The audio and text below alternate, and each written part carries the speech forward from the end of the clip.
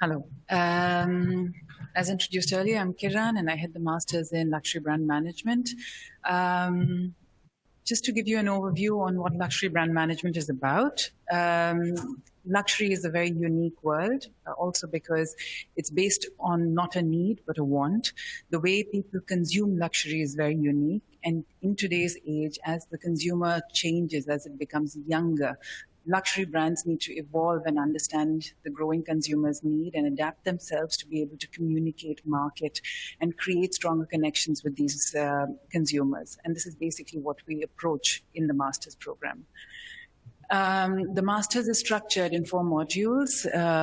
As discussed earlier, we have 2 core workshops. The 2 core workshops that belong to luxury brand management are digital luxury communication, and the second one is strategic brand management. And I'm going to explain these 2 in more detail to you. After which you have the possibility of doing a free workshop. The options include entrepreneurship. They include also fashion buying, amongst others. At the end of it, there's a final project. This is the only thing that is done on an individual basis. Everything else is a group project. The groups are constructed in a multidisciplinary, multicultural way throughout the workshop. So it basically means there is the possibility of peer-to-peer learning as well as frontal from your mentors and teachers.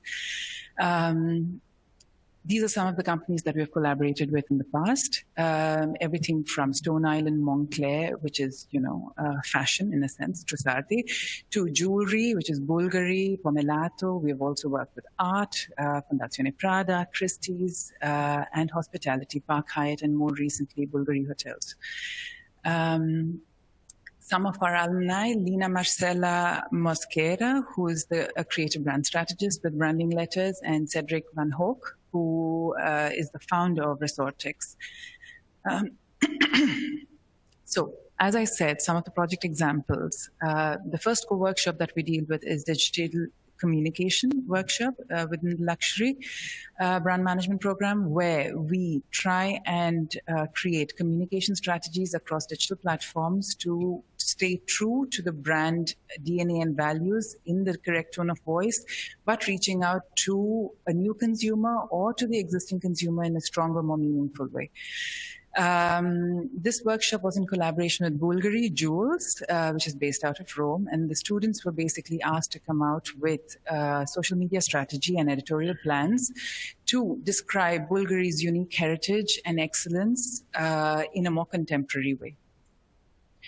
The concept that the students came out with was dualism, and the core of the root of this concept was because Bulgari has a collection called Serpenti, and serpents are dualistic in their nature. They wanted to communicate the dualism in the nature of serpents through the dualism also that exists within the mind of the consumer and in the brand values. So this is the definition, which is the Oxford definition, and their own definition, which is basically 2 opposed or contrasted aspects which coexist harmoniously in one person or matter. This is the mood board, where they tried to visually depict the dualism that they wanted to communicate, which is one which is vibrant, colorful, and young, whereas the other one that is slightly more classical and constrained. The idea was to collaborate with 2 designers that were quite different, to come out with photo shoots in total with 6 looks and communicate that on Instagram and advertisements, which is offline as well, and to create a visual language which was more contemporary with Serpenti products. The 2 designers that they decided to collaborate with were Kirby Jean Raymond and Mingyeon Sing Lee, with the 2 brands that you can see. One is American, one is Korean, 2 very different identities, as you can see. So this is what Payamos looks like visually, and this is what Low Classic looks like. So you can see that they are 2 very different consumers. These were some of the images that they decided that they wanted to have or create for the Instagram campaign to reflect, again, the same concept of dualism. It goes forward within the Instagram social media campaign and also offline channels. And it was important for them to show that the dualism concept is not just connected to the product, but also to the consumer, to show how it transfers also into brand elements.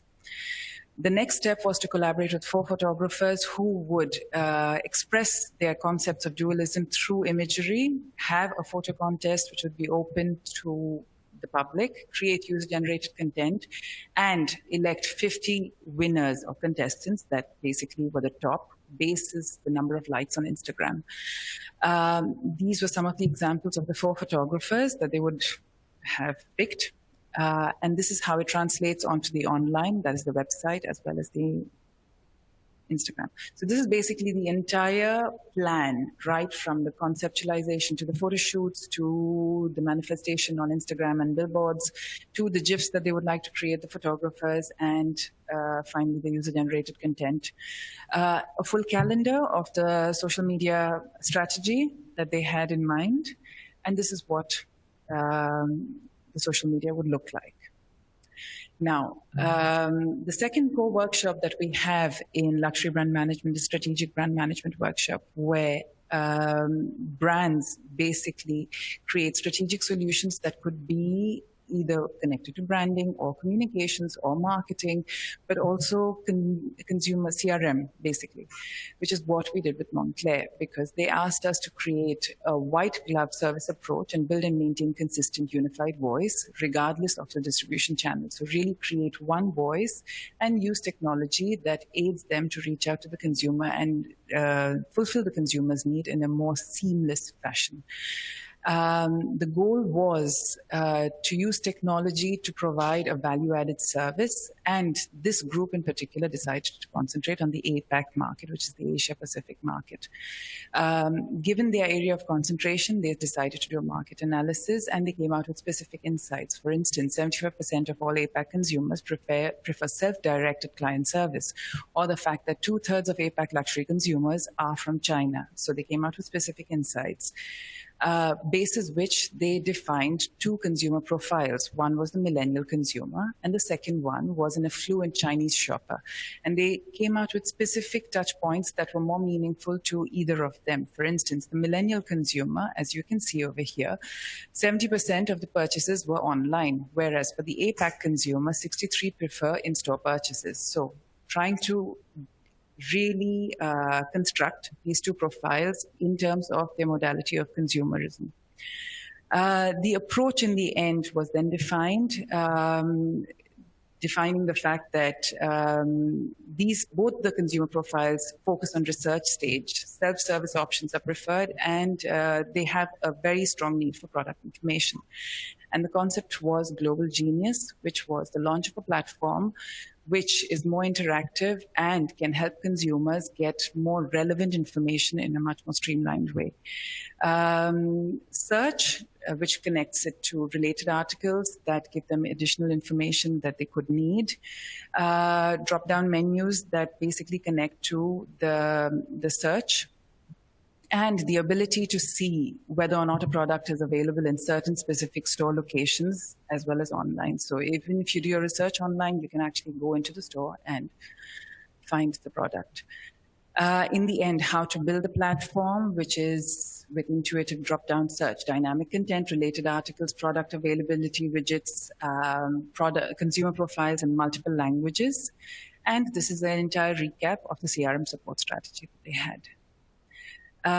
In the end, how would they communicate this platform, which is Global Genius? And through social media, through an ambassador, and through marketing strategies. So that, in short, was the project.